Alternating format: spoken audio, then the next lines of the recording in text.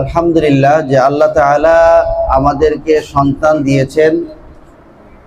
সেই সন্তানের আজকে এই 4 মাসে সে যে পড়াশোনা করেছে, সেই 4 মাসের পড়াশোনার রেজাল্ট, ফলাফল সে আজকে নিয়ে তার পিতা মাতার হাতে তুলে দিবে। আলহামদুলিল্লাহ। আল কলম মডেল মাদ্রাসায় আজকে প্রথম সাময়িক পরীক্ষার ফলাফল ঘোষণা ও পুরস্কার বিতরণী অনুষ্ঠানে যারা এসেছেন সকলকে জানাচ্ছি শুভেচ্ছা ও মোবারকবাদ। আল্লাহ তাআলা আমাদেরকে সন্তান দিয়েছেন এবং এই সন্তানটা হচ্ছে আল্লাহ তাআলার পক্ষ থেকে একটি উপহার। দুনিয়ার বুকে বাবা মার জন্য বিশেষ উপহার হচ্ছে সন্তান।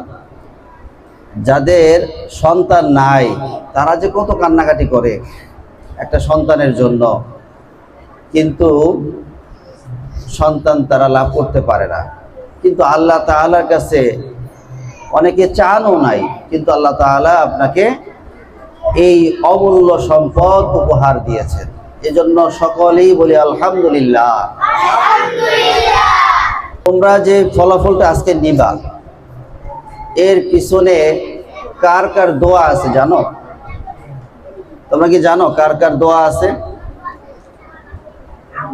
তোমার পিতা মাতার দোয়া, তোমার আত্মীয় স্বজনের দোয়া, তোমার উস্তাদের দোয়া এর পিছনে আছে। তাদের দোয়ার বদলতে আজকে তোমরা ভালো রেজাল্ট করেছো।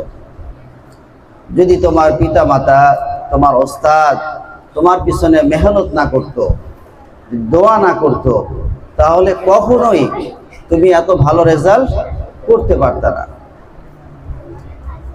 তোমাদেরকে একটা গল্প বলবো।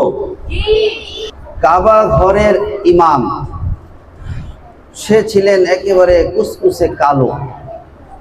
কি ছিলেন? কালো ছিলেন।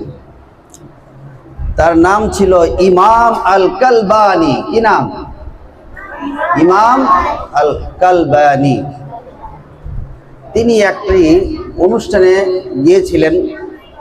তখন তাকে জিজ্ঞাসা করা হলো